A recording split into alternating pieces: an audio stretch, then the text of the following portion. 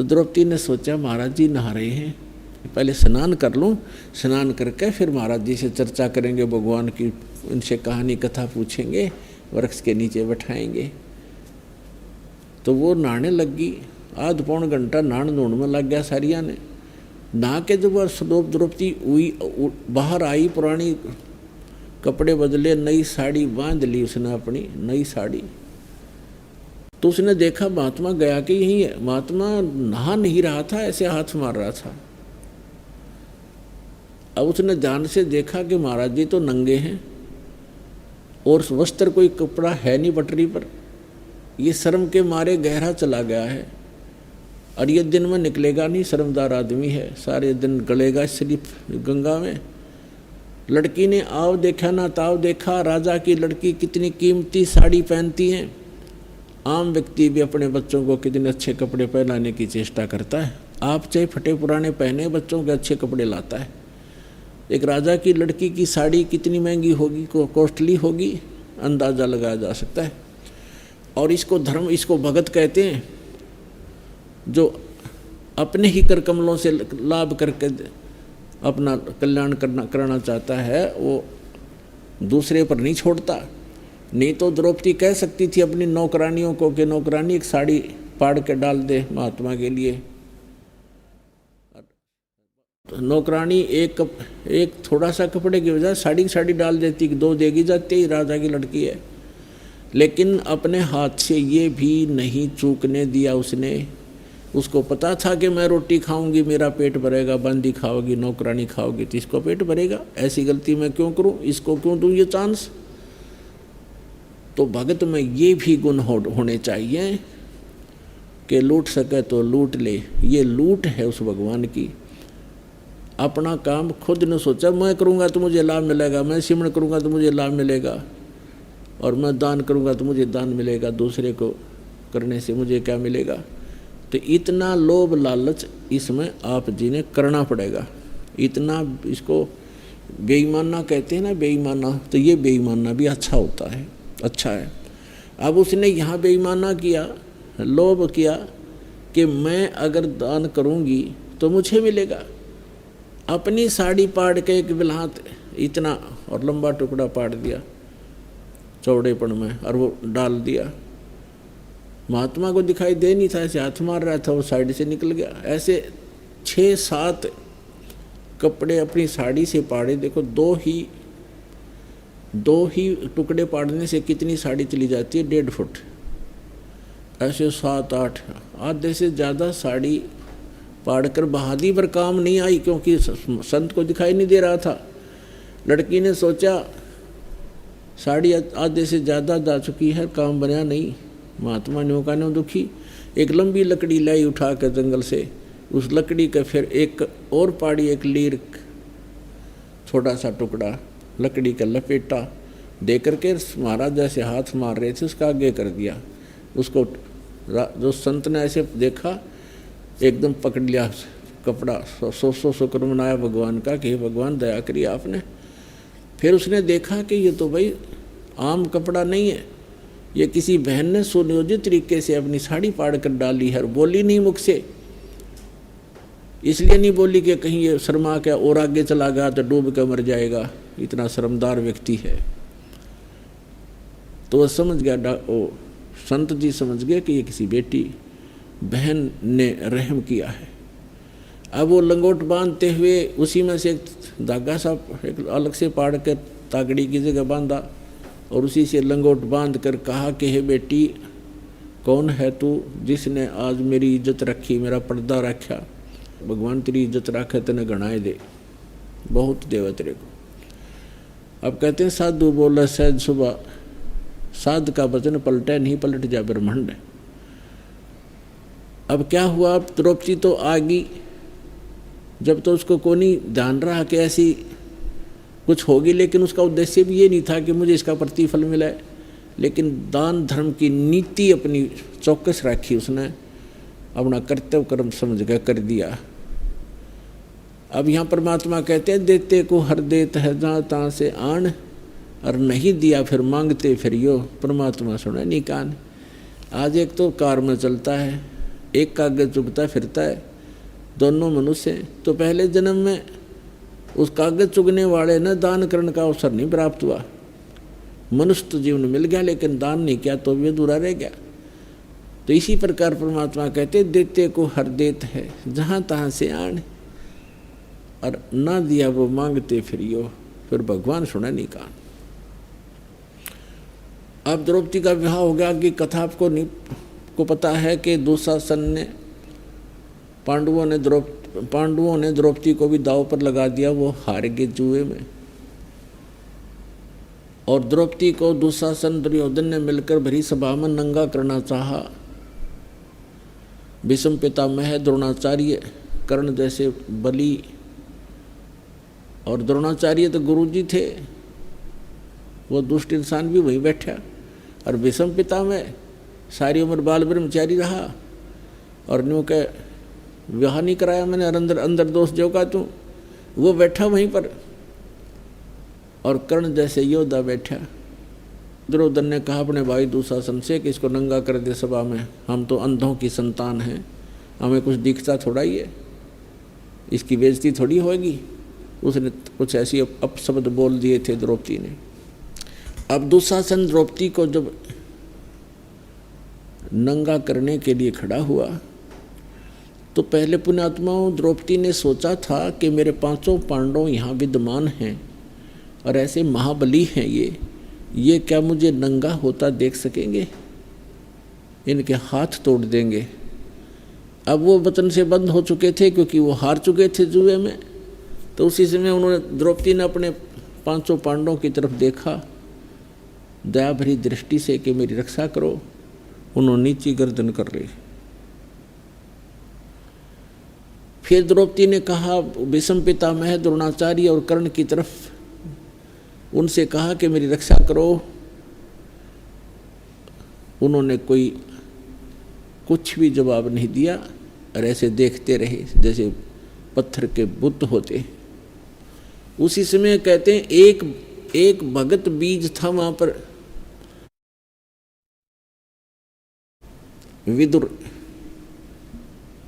विदुर खड़ा हुआ और कहने लगा, रे दुशासन कुछ शर्म करो, कौरव और पांडव चाचा ताऊ के हो तुम। आज आप अपनी बहू की बेइज्जती कर रहे हो, पांडव की नहीं, ये कौरव की भी साथ हो रही है। लोग ये कहेंगे कि वो खुद उन्होंने अपनी इज्जत आप उतारी है, कुछ शर्म करो। विदुर कहे ये बंधु थारा, ये आपका भाईचारा है। विदुर कहे ये बंधु थारा, एक कुल एक परिवारा। विदुर के मुख पर लगा थपेड़ा, तू तो है पांडवों का चेहरा। दुशासन ने अपने चाचा के थप्पड़ मारा मुंह पे और कहा कि तू तो इनका चमचा है, पांडवों की ओर ही बोलता है हमेशा। और वो क्या कह रहा था कि विदुर कहे ये बंधु थारा, एक कुल एक परिवारा। किसकी बेइज्जती करते हो मूर्खो तुम, कुछ तो अकल से काम लो। कहते हैं विदुर के मुख पर लगा थपेड़ा और तू तो है पांडवों का चेहरा, तू तो है बंदी का जाया। तेरी तो हीन भावना है, तू तो दासी से उत्पन्न हुआ है, इसलिए तो सूरवीर नहीं है, ऐसी ओछी बातें करता रहता है। तू तो है बंदी का जाया। भीष्म, द्रोण और कर्ण मुस्काया। पुण्यात्माओं देखो हम कितनी अच्छी पंचायत मानते थे उन महापुरुषों की, जिसके महाभारत के गीत गा गा के हम अपना टाइम पास किया करते थे। अब इतने बड़े पंचायती भीष्म पितामह है, द्रोणाचार्य यानी गुरु, और कर्ण, ये तीनों एक नंबर के योद्धा थे। इनमें से एक भी खड़ा होकर दुशासन को कह देता खबरदार जात लगा, तो हिम्मत नहीं थी पांडवों कौरवों की उनके साथ युद्ध करने की। उनको मालूम था युद्ध मस्तार देंगे, तुम्हारा यहाँ सत्यानाश कर देंगे। लेकिन उस ऐसी मलिनता छा गई उनके दुर्भाग्य उन लोगों का। अब लड़की को नंगा कर रहे हैं सभा में, और वो किस लिए बैठे हैं? और 1.5 आदमी, भीष्म पितामह, द्रोणाचार्य और कर्ण, किस लिए बैठे थे कि नंगी देखांगे इसने। और कहाँ सूरवीर आचार्य भीष्म पितामह ब्रह्मचारी, खाक ब्रह्मचारी था वो। या तो उठ के चला जाना चाहिए था, नहीं खड़ा होकर कह देना चाहिए था खबरदार ऐसी गलती नहीं करते, सारी बात होली तुम्हारी। यहाँ कहते हैं विदुर, दुशासन कहता है कि तू तो है बांदी का जाया, तो बांदी से पैदा हुआ है, नौकरानी से, तेरे तो अच्छे विचार ही होते हैं। भीष्म, द्रोण और कर्ण मुस्काया, वो तीनों हंसे। ये कहना चाहिए था तुम अपने चाचा बात उठा दिया, ना अलग तेन शर्म नहीं आई, और दांदरे का डन लाग गए।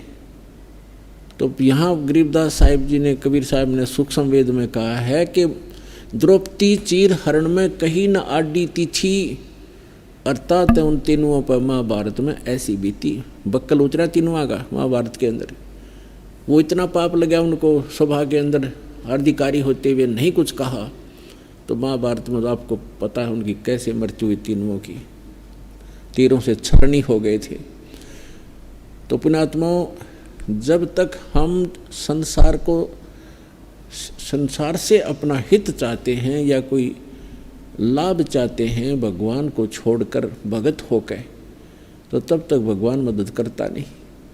जब तक द्रौपदी ने, क्योंकि श्री कृष्ण जी जो है पांडवों का गुरु था, गुरु जी थे इनके, और परमात्मा जो पूर्ण ब्रह्म है वो पूर्व जन्म के संस्कारों से, आपने गीता अध्याय नंबर 15 के श्लोक नंबर 17 में स्पष्ट पढ़ ही लिया है कि वह यह जो तीनों लोकों में प्रवेश करके सबका धारण पोषण करता वही है, जिसका जैसा संस्कार है वो देता भी वही है।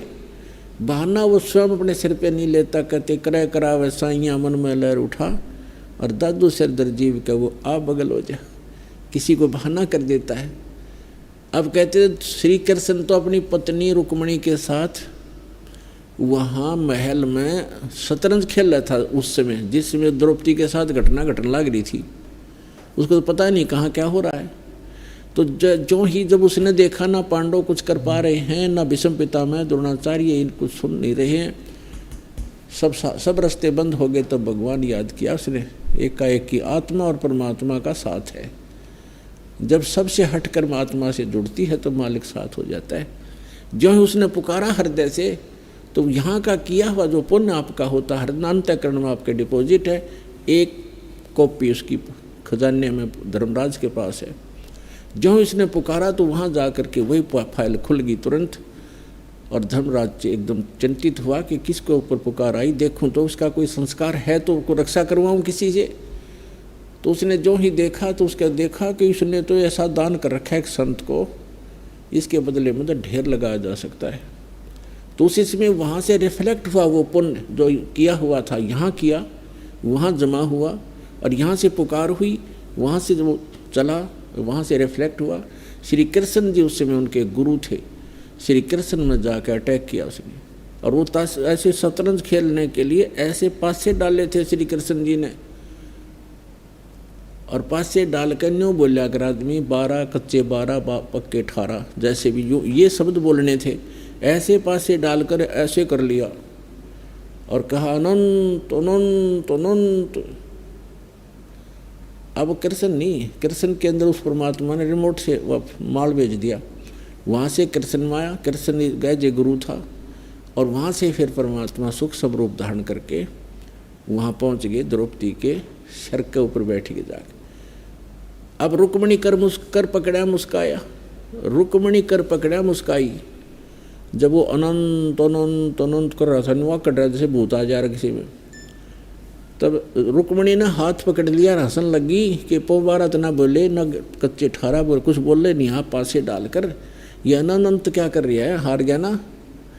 तब वो कहते हैं कि दुशासन ने द्रौपदी पकड़ी और हमारी भगत सकल में सिकरी, परमात्मा बुला रहे हैं वहाँ रिमोट से श्री कृष्ण को कि हमारी भगत दुशासन ने द्रौपदी पकड़ी और हमारी भगत सकल में सिखरी, सबसे ऊपर है हमारा भक्त, और जो मेरी भगत पे छोड़ी हुई तो हमारा नाम न ले वह कोई। अब तंदे ही से पासा डारी, वो तो वहाँ खेलने लग गया, फिर भूल भाल गया और पहुँचे सूक्ष्म रूप मुरारी को, पूर्ण परमात्मा कबीर साहब वहाँ पहुँचे, परम अक्षर ब्रह्म जो तीनों लोकों में प्रवेश करके सबका धारण पोषण करता है। पहुँचे सुख समरूप मुरारी।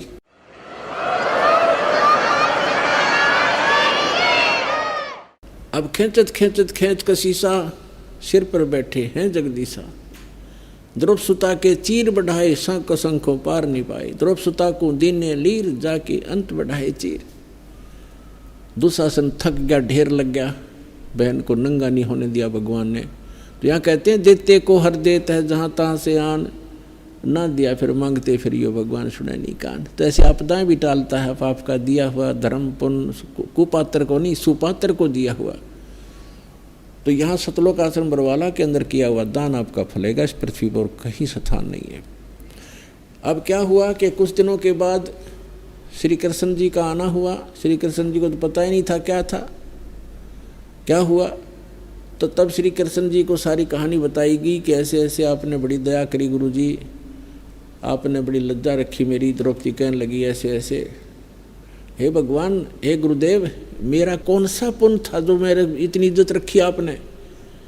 तब श्री कृष्ण जी ने दिव्य दृष्टि से देखकर बताया कि एक दिन आप अपने पिता के घर कुंवारी थी, उस समय एक साधु को आपने कोई कपड़ा दिया है, एक बिलात का, एक बिलहात यानी 9 इंच चौड़ा टुकड़ा आपने साड़ी का उस महापुरुष को दिया है, और जिसके कारण भगवान ने तेरी इतनी मदद करी है द्रौपदी। वो जब उसको याद आया तो भूल भाल गई थी। वो छोटी एक राजा की लड़की ने एक साड़ी के टुकड़े के याद रखे थी। न्यूना बेरा सुपात्र को दिया हुआ और आवश्यक स्थान पर दिया हुआ दान ही वो काम करता है। तब उसने कहा था, हे भगवान, एक छोटे से लीर के कारण, एक इतने टुकड़े के कारण मेरी सी इज्जत रख गिरी, इतने अपार मेरे अपार चीड़ बद गए। एक लीर के कारण भगवान हो गए चीर अपार, और जब मैं पहले जानती तो सर्वस देती वार। जब मुझे पहले पता होता इसे महापुरुष को दान दिया हुआ ऐसा फल देगा, तो ना जाने के दान कर देती। तो आज के दिन ये स्थान है जो शास्त्र अनुकूल साधना और यहाँ किया हुआ दान आपका अनंत गुना बढ़ेगा, आप पर आने वाली आपदाओं भी टालेगा और आपका मोक्ष भी करेगा। बोलो सतगुरुदेव की।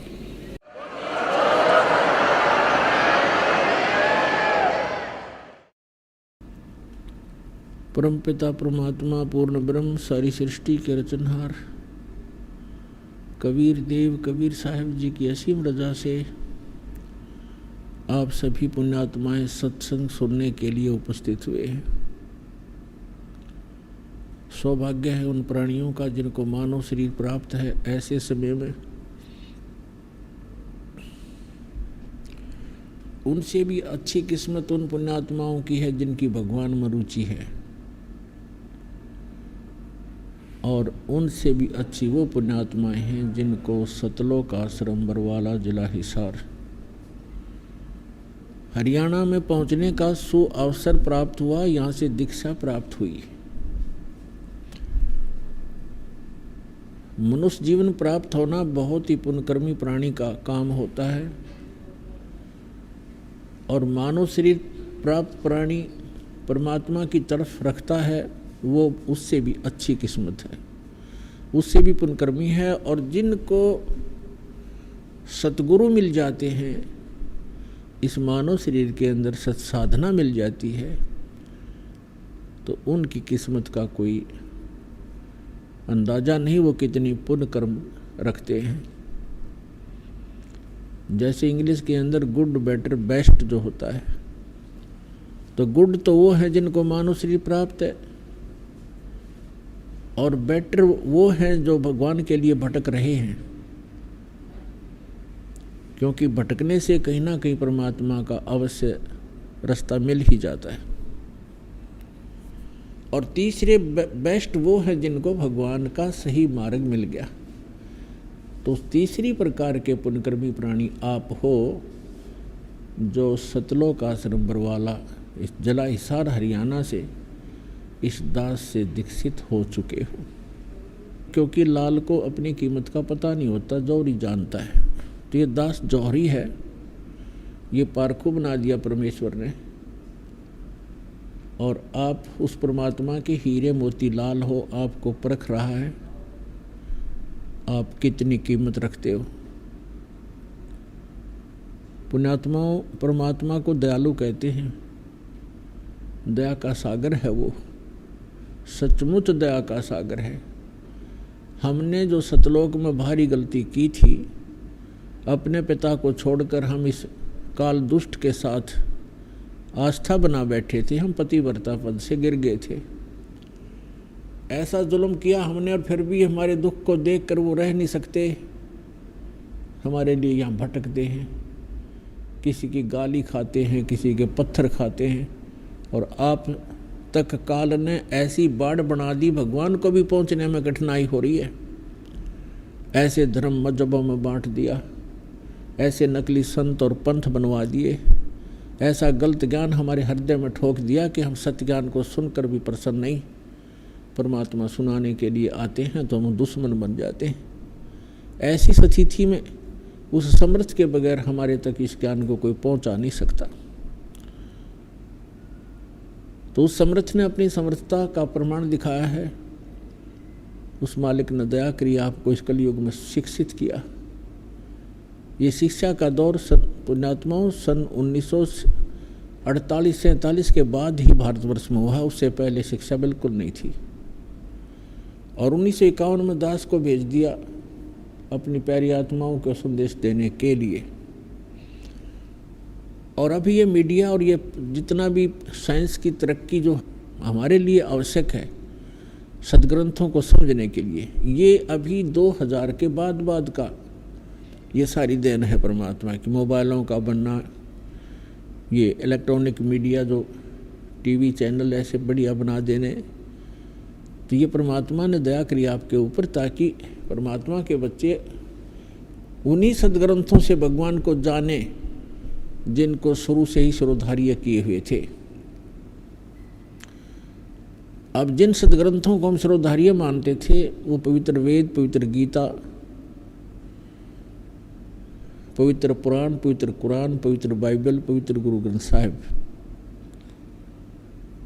और उनमें परमात्मा की महिमा ही वर्णित है। जो उन सदग्रंथों में परमात्मा की महिमा है और जिस परमात्मा के वो अंदर वो सर्व सदग्रंथ खरे उतरते हैं, तो वो परमात्मा है। अभी तक हमारे जो धर्मगुरु थे वो गलत ज्ञान सुनाते थे, नाम इन्हीं सदग्रंथों का लेते थे और सदग्रंथों में लिखी के विवरण के विपरीत में ज्ञान सुनाया करते थे। और वो लोकवेद इतना गहरा हो गया था कि हमने उनको फाइनल मान लिया था।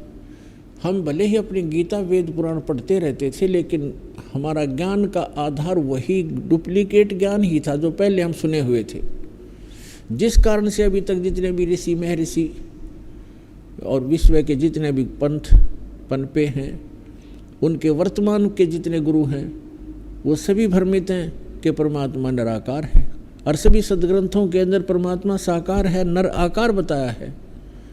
तो वो लोकवेद हमारे हृदय में सबका समाया हुआ था। सदग्रंथों को आधार मानते थे, ज्ञान उसके विपरीत ही हम स्वीकार किए हुए थे।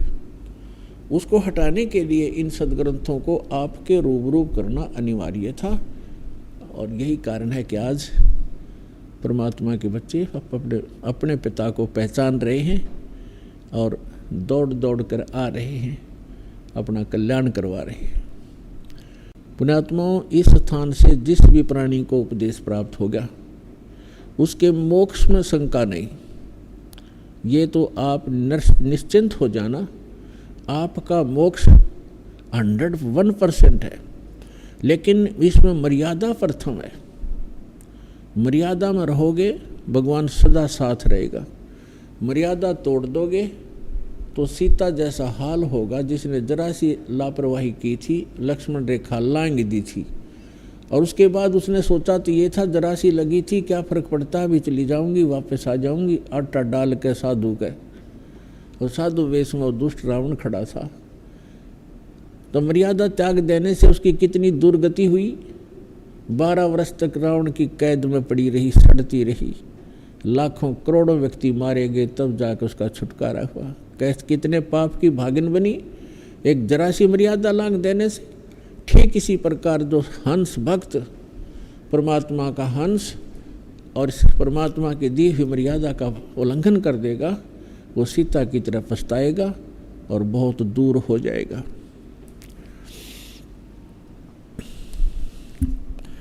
अपना आत्मा मानव शरीर प्राप्त करके हमें क्या करना चाहिए, ये ज्ञान सत्संग से होता है।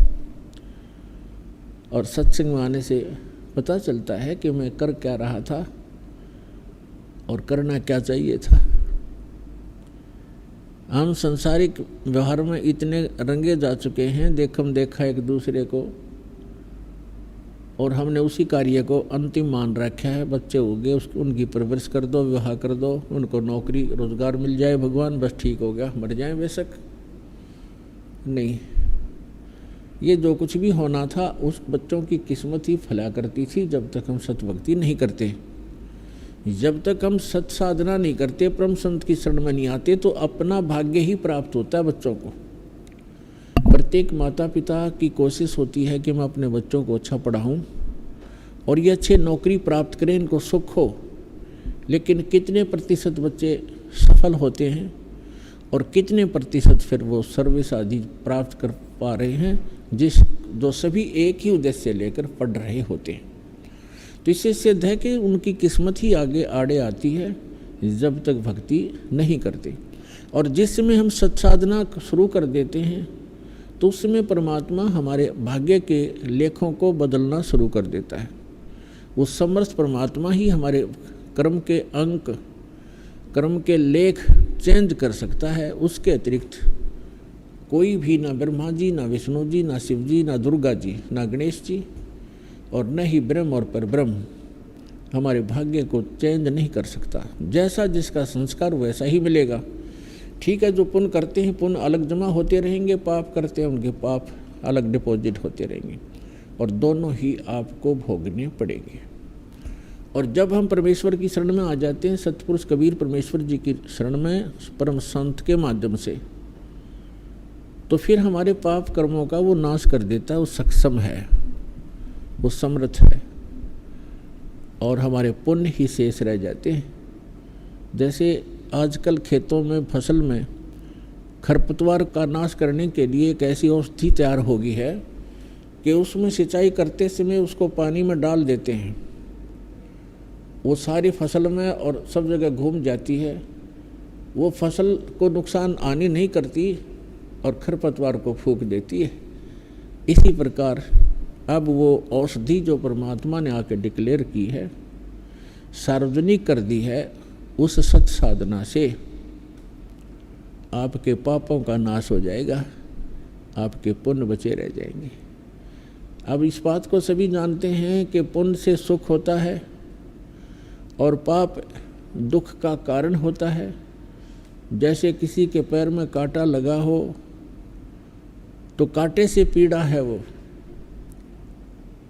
और वो किसी व्यक्ति के पास जाता है, उसको कोई कहता है, जैसे अन्य संत, अन्य देवों के जो पुजारी हैं, वो ऐसा सिद्धांत रखते हैं, वो पहले तो जंतर मंत्र बताते हैं दुखी व्यक्ति को, ऐसे करिए ऐसे करिए। जब कुछ भी लाभ नहीं होता है तो कह देते हैं ये आपके प्रारब्ध के अंदर लिखा हुआ है, आपकी किस्मत में अंकित है, इस अंक को खत्म नहीं किया जा सकता, ये तो भोगने से ही पूरा होगा। और फिर ये भी कहते हैं भगवान की भक्ति कर, हरे कृष्ण हरे राम सीता राम राधे श्याम। और साथ में ये भी कहते हैं कि ये भक्ति करते रहो, भविष्य में दुख नहीं होगा। अपने आत्माओं, जिसके पैर में कांटा लगा हो और उसको कोई सलाह दे कि कांटा तो निकलेगा नहीं, ये तो आजीवन तेरे पैर में बना रहेगा, ये पीड़ा भी बनी रहेगी, और उसको कोई सलाह दे कि तू जूता पहन ले, भविष्य में कांटे नहीं लगेंगे। जूता, कांटा लगे पैर में जूता पहना नहीं जा सकता। दूना दर्द करे हो तो पहले कांटा निकले और फिर उसको राय दी जा कि जूता मत निकाल देना, नहीं तो भविष्य में ऐसा ही दुख तुम्हें फिर हो जाएगा। तो इस डर से फिर वो व्यक्ति जिसका कांटा निकल गया और जूते प्राप्त हुए, फिर वो इस डर से कभी जूता निकालेगा नहीं कि कहीं फिर से वो बिजली ना गिर जा, फिर कष्ट ना आ जाए। तो पुण्यात्माओं, जो दुख आज जिसको दुख है, जो दुख में भक्ति करते हैं वो भी अच्छी आत्माएं हैं, जो सुख में करते हैं उनका तो कहना ही क्या है। जो सुख में भक्ति कर रहे हैं वो कभी ना कभी विचलित अवश्य हो जाएंगे, और जो दुखी होकर के भगवान के चरणों में आते हैं उनको मालूम है सुख की कीमत का,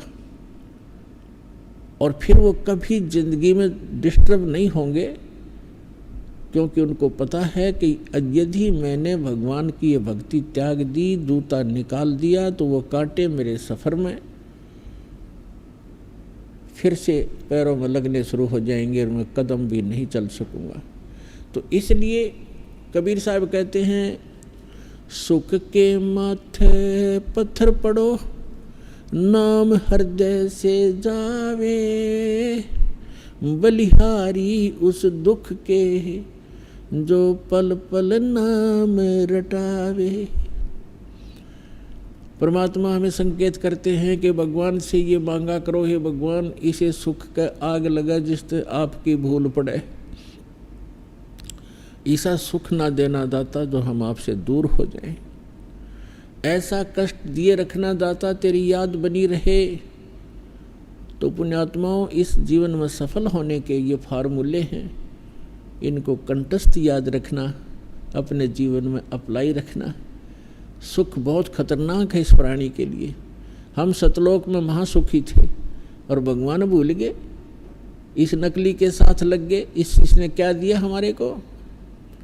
यहाँ ये दिया, कुत्ता बनाया, कुतिया बनाई, गधे बनाए, गोबर खिलाया, किसी के कैंसर, किसी की टांग कट गई, किसी की आंखें फूटी पड़ी हैं, कोई सड़ रहा है, कोई तड़फ रहा है, कोई टेंशन से, कोई हानि से दुखी, कोई किसी कारण से। तो ये दिया इसने हमारे को, और हम अपने समर्थ को छोड़ दिया क्योंकि सुखी थी हम।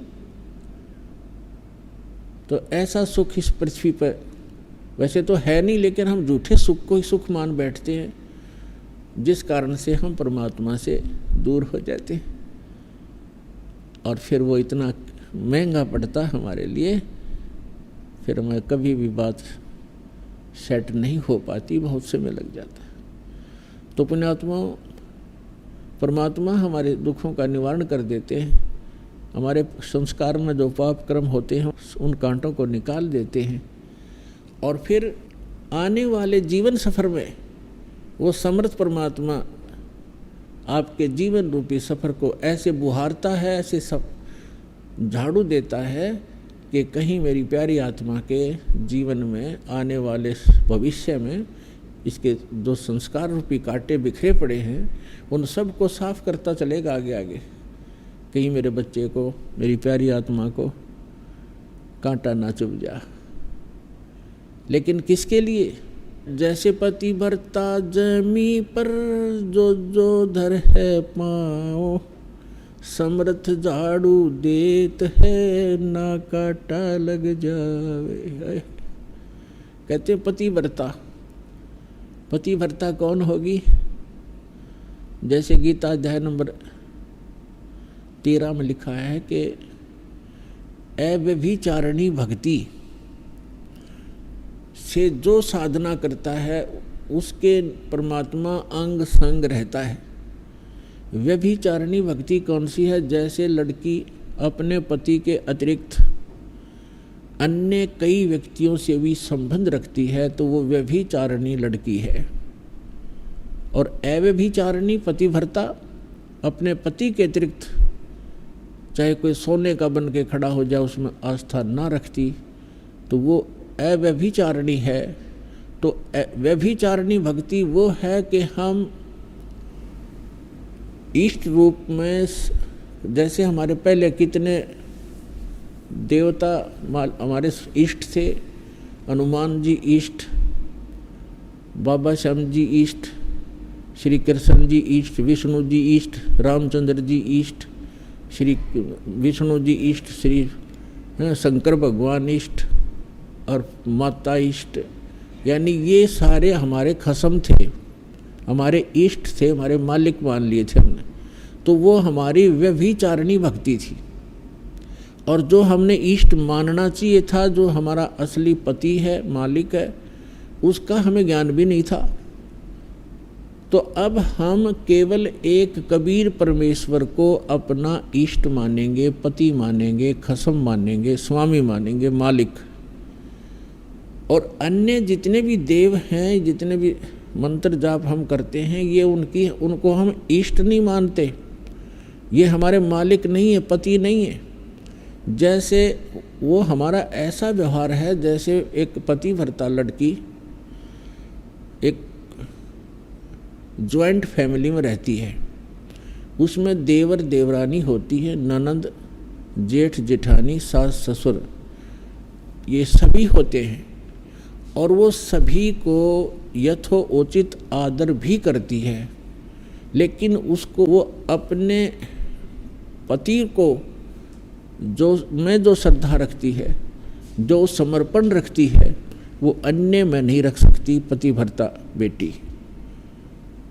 और ये नहीं कि वो अन्य से बात ही नहीं करेगी, पति भर्ता का ये लक्षण नहीं है क्योंकि दूसरे बातें नहीं करे एक अपने पति इतना छोड़ के। पति का जो संपर्क है, जो समर्पण है, वो केवल पति से संबंधित है। बाकी सबका सबसे मृदु भाषा, प्यार से बोलना, सबको यथोचित आदर करना, रिश्तेदार आते हैं उनको भी प्यार से भोजन खिलावे, अच्छी तरह बातें करे, तो वो पति भर्ता लड़की होती है। और पति भर्ता यदि अपने पति के अतिरिक्त अन्य से 16 माथे बात नहीं करे तो कलियारी है, खाक पति भर्ता है वो। तो इसी प्रकार हमारा एक ज्वाइंट फैमिली है ये। जैसे यहाँ के जो 3 लोक के प्रधान हैं, श्री ब्रह्मा रजगुण, श्री विष्णु सतगुण, श्री शिव जी तमगुण, ये हमारा एक परिवार है। और देवी जो इनकी पत्नियां हैं, ये भी हमारे लिए आदरणीय हैं, ये भी हमारे लिए आदरणीय हैं, रेस्पेक्टिव हैं। और जितने भी अन्य देव हैं, जितने भी महापुरुष हुए हैं, तो वो हमारे लिए सब एक आदरणीय होते हैं। सबके साथ एक बहुत ही अच्छा व्यवहार रखना चाहिए हमारे को, तब हम इस ज्वाइंट फैमिली में सुख से रह सकेंगे और पूरे परिवार में शांति भी रहेगी। लेकिन हम इष्ट हमारा एक ही रहेगा। जैसे पति भर्ता लड़की सबसे प्यार भी करती है, जैसे बहन ननद से, छोटी बड़ी से उसी सतर का, और देवरानी और जेठानी, जेठ और देवर से, सास ससुर से सभी प्यार से रहती है। और ऐसा लगता है सबको अपनी सी लगती है सबको। और जिस समय वो अपने पति के, जब वो अलग होते हैं, ज्वाइंट फैमिली जो फिर भिन्न भिन्न होते हैं, न्यारे होते हैं, फिर देखा उसका वो किस में आस्था थी उसके हिस्से में, उसके बाटे में जो भी सामान आवेगा सारे ने उठा लेगी, चम्मच भी ना छोड़ रहे उनकी तरफ, और अपने पति के साथ उस मकान में चली जाएगी जो उसके बाटे में आया है। तो उस दिन पता चला वो किसकी पूजा कर रही थी, तो पूजा पति की कर रही थी और सत्कार सभी का करना होता है। इसी प्रकार जब हम अपने सतलोक जाएंगे, हमारा पति कबीर देव है, मालिक है, हम उसकी आत्मा है। और यहाँ जब तक हम यहाँ रहेंगे सभी देव हैं, ये यहाँ के, इनसे हमें बहुत सा काम है। क्योंकि जैसे प्रधानमंत्री का व्यक्ति और हिसार में रहता हो, अब यहाँ के काम तो DC SP मंत्री मुख्यमंत्री इन्होंने करना है, एक बस फ़ोन करने की देरी है, काम हाजिर हो जाएगा। तो आपको इतनी सुविधा मिल जाएगी उस समर्थ की शरण में आने के बाद। लेकिन ये बुरे थोड़े ही है, ये उसके दुश्मन थोड़े ही, मित्र हो गए उनके। तो ठीक इसी प्रकार हम अपने कबीर परमात्मा को एज ए इष्ट पूजेंगे, और बाकी ये सभी देव हमारे आदरणीय हैं। ये हमारे सारे काम दौड़ दौड़ कर करेंगे, आपके साथ रहेंगे, आपकी सुरक्षा करेंगे, क्योंकि आप समर्थ के बच्चे हो। प्रधानमंत्री का कोई रिलेटिव यहाँ आवे, फिर देखो SPDC कैसे हाजिरी लगाओ डेली उसके सामने। तो कहने का भाव ये है कि ये बुरे नहीं हुए, हमारे जितने भी देवता हैं ये हमारे साथी हैं, ये अच्छी आत्माएं हैं। लेकिन हम इनको तंग करा करते हैं। अब जैसे कोई हमारा कार्य होना है मुख्यमंत्री से, और हम एप्लीकेशन लाते हैं बार बार DC का, वो DC के सिर में दर्द हो जाए, उसको बार बार कहता है जी मैं नहीं कर सकता इसको, आप मुख्यमंत्री जी के पास जाइए। और हम फिर उसी का अर्जी लगावा, जय हो तेरी, आप पे करोगे जो करोगे, अब पड़ी रहेगी वो एप्लीकेशन, वो उसको कुछ कर ही नहीं सकता। तो हम गलती ये करते थे, जो हमारा कार्य समर्थ से होना था उसका हमें पता भी नहीं था, और हम अर्जी लगाते रहे इन देवताओं का, ये ना कुछ कर सके थे, ये और दुखी हुआ करते थे कि ये मैं कर नहीं सकता, मेरे सामने ये रोज़ हाथ जोड़ के खड़ा हो जाता है द्वार पर आके। तो इस प्रकार हम अज्ञानता से अपना टाइम भी वेस्ट करते थे और उस लाभ से भी वंचित रह जाते थे जो भगवान से मिलना होता है। तो जब पतिव्रता पद पर हम आ जाएंगे,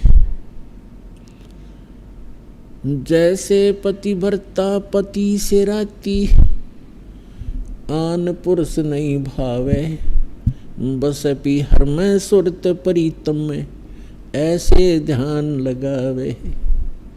जैसे लड़की का विवाह हो जाता है, अपने पति के घर जाती है, फिर वापस अपने माता पिता के घर आ जाती है, तो वहाँ वो अपने परिवार में रहती है, लेकिन ऊपर से आवभाव बिल्कुल सबसे बात करती है, खाना खाती है, सारी सेवा करती है, झाड़ू बुहारा करती है, लेकिन अंदर से कसक उसकी अपने पति के अंदर सुरती हरदम बनी रहती है, उसके अतिरिक्त वो किसी में सुरती लगाती नहीं।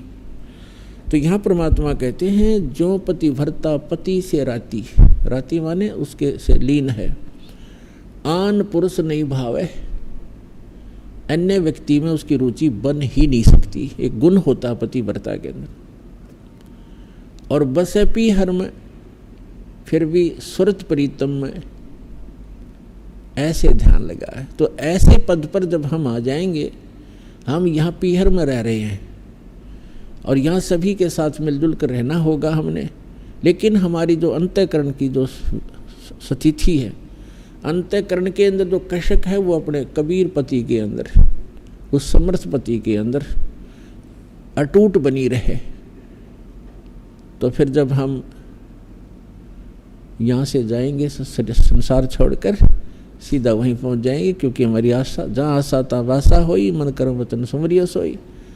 तो ऐसी स्थिति में आने के बाद जब हम परमात्मा कबीर जी के अतिरिक्त किसी से भी आध्यात्मिक लाभ की इच्छा नहीं करेंगे, अगर हम कोई अर्जी लगाएंगे तो अपने पति को ही लगाएंगे, वो चाहे किसी से कुछ करवाए, वो उसका काम होता है, किसी से भी करवाए, वो समर्थ है, तो तब हम सफल होंगे। तो उस समय जब हम ऐसी स्थिति में आ जाएंगे, तो उस समय परमात्मा अपनी वाणी में आप ही हमें सतर्क करते हैं, जैसे पतिव्रता जमी पर जो जो धर है पाँव, और समर्थ झाड़ू देत है ना काटा लग जावे। समर्थ झाड़ू देते चलते हैं कि कहीं मेरी प्यारी आत्मा के जीवन रूपी सफर में पाप रूपी कांटा ना लग जा, इसका दुख ना हो। तो पुण्यात्मा, जब हम परमात्मा की सतभक्ति करेंगे, उससे हमारे पाप नाश हो जाएंगे और पुण्य शेष रह जाएंगे। जब ही सतनाम हृदय धरो, भयो पाप को नासे, जैसे चिंगारी अग्नि की भई पड़े पुराने गासे।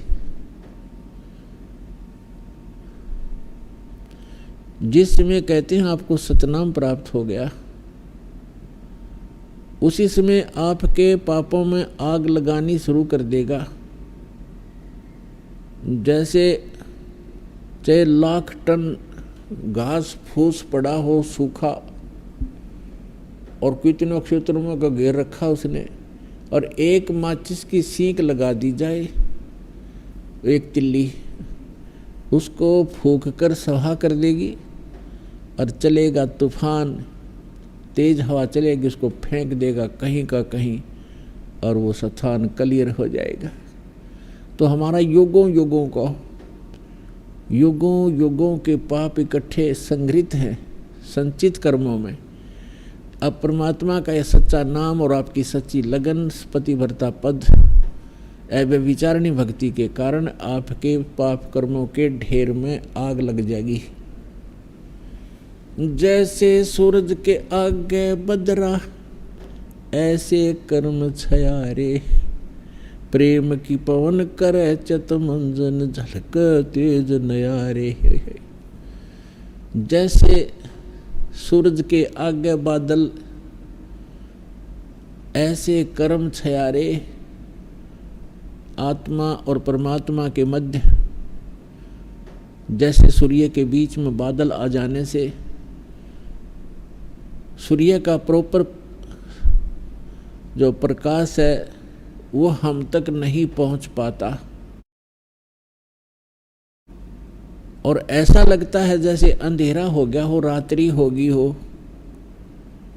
तो पुण्यात्माओं, जब तेज हवा चलती है, बादलों को इधर उधर फेंक देती है, तो फिर सूर्य का वो तेज ज्यों का त्यों आपको दृष्टिगोचर होता है। ठीक इसी प्रकार युगों युगों के पाप कर्मों की छाया आत्मा और परमात्मा के बीच में अड़ी हुई है। इस सतनाम और सच्ची श्रद्धा और लगन से भक्ति करने से वो ऐसे हट जाएंगे, वो बादल छट जाएंगे, पाप के बादल। जैसे सूरज के आगे बदरा ऐसे कर्म छयारे, प्रेम की पवन करे चित मंजन झलके तेज नयारे। प्रेम की पवन चलेगी, परमात्मा की भक्ति प्रारंभ करोगे। प्रारंभ में तो इतना आनंद नहीं आता भक्ति में, क्योंकि हमारे पाप कर्म युगों युगों के संग्रहित हैं और हमें प्रभावित कर रहे हैं। प्रारंभ में तो इस भक्ति के ऊपर धक्के से लगाना पड़ता है जीव को। इतने मंत्र तो करने ही पड़ेंगे, इतने मंत्र तो आपने करने ही पड़ेंगे। आरती भी करनी पड़ेगी, नित्यनेम भी करना पड़ेगा, रमणी भी करनी पड़ेगी। तो शुरुआत में आपको धक्के से लगाना पड़ता है, और आप ना चाहते हुए भी शुरू कर देते हो, क्योंकि आपने स्वस्थ होना है, मोक्ष प्राप्ति करनी है। और कुछ दिनों के बाद फिर देखना, आप भक्ति नहीं कर लोगे तब तक नींद नहीं आएगी, और वही नाम बार बार जाप करना है, कितना आनंद आना शुरू होगा। तो आपके अंतःकरण में जो पाप कर्मों का जो दबाव था, जबर था, वो हटता चला जाएगा। जैसे तुलसी पिछले पाप से हरि चर्चा न भावे, जैसे जवर के वेग से भूख विदा हो जावे। जैसे किसी व्यक्ति को जबर हो गया, बुखार, और उसको भोजन भी कड़वा लगता है, प्रतिदिन खाने वाला आहार भी मुंह को लगाने को दिल नहीं करता, उल्टी गिरने को हो जाती है। काजू, किशमिश, सेब, संतरे कितने स्वादिष्ट फल और मेवा होते हैं, उस जबरग्रस्त व्यक्ति को वो भी कड़वे लगते। न तो मनुखा दाख कड़वी है, न सेब और संतरे कड़वे हैं।